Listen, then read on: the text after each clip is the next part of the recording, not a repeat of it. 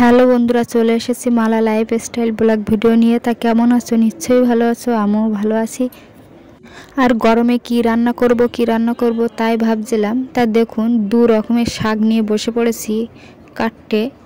তাই এইদিকে শান্তি শাক আর এদিকে লাল শাক, সাদা শাক সব রকমই আছে।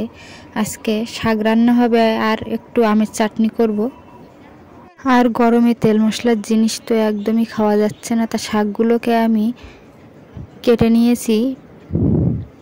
আর এইদিকে দেখুন, শাকটা রান্না করার জন্য ফোড়নে আমি দিয়ে দেবো শুকনো লঙ্কা, 5 ফোঁটন। আর আজকে সোমবার, নিরামিষই রান্না হবে, ওই জন্য। আর এত শাক তুলে নিয়ে এসে রান্না করার কারণও আছে, তা তোমাদের সেটা পরে বলবো।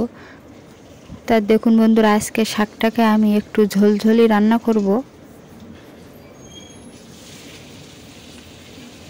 ওই জন্য মোটা মোটা করে শাকগুলো কেটে দিয়েছি আর মোটা মোটা করে আলু কেটে দিয়েছি। তা আর চলে এসেছি আমি সবজি খেতে। তা দেখুন, তোমাদের দাদা আজকে সবজি খেতে সব শাকে, বেগুন গাছে, সব গাছেই স্প্রে করে দিচ্ছে।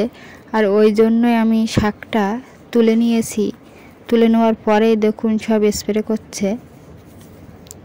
সব সবজি খেতে পোকা লেগে যাচ্ছে, ওই জন্য স্প্রেটা করে দিচ্ছে। আমরা এই সবজি খেতে সার তেমন একটা দিই না, আর স্প্রেটা করা হয় যাতে পোকা না লাগে সবজি খেতে। আর এই শাকেরও টেস্টি খুব। তাই যেহেতু বাড়ির শাক, ওই জন্য আমরা একটু সার কম ব্যবহার করি আর তেল স্প্রেটা বেশি করি, যাতে পোকায় না নষ্ট করে দেয় শাকগুলো। তা দেখুন বন্ধুরা, ভিউজটা একটু দেখুন সবজি ক্ষেতের। আরও অনেকে আমার ভিডিও দেখো কিন্তু সাবস্ক্রাইব করো না, অবশ্যই সাবস্ক্রাইব করে দিয়ে বন্ধু হয়ে থাকবে। তাহলে আমি এত কষ্ট করে ভিডিও বানাই, আমারও ভালো লাগবে একটু।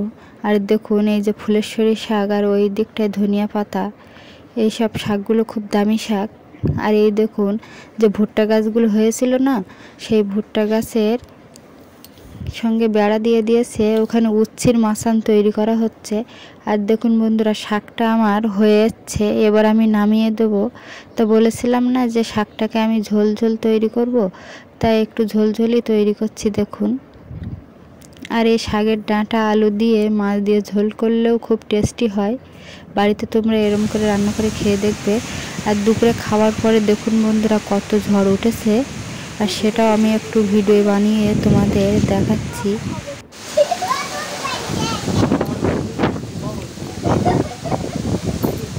এই গাছগুলো সামনে দুলে আসছে, ওই জন্য তোমরা বুঝতে পারছো না যে কত হাওয়া দিচ্ছে এই দিকটায়। তা দেখুন বন্ধুরা, ভিডিওটা ভালো লাগলে অবশ্যই লাইক, কমেন্ট, শেয়ার আর সাবস্ক্রাইব করে দিয়ে পাশে থাকবেন। দেখা হবে পরবর্তী ভিডিও নিয়ে। তো সেই পর্যন্ত তোমরা সুস্থ থাকো, ভালো থাকো। আর এতক্ষণ ভিডিওটা ধৈর্য ধরে দেখার জন্য অসংখ্য ধন্যবাদ।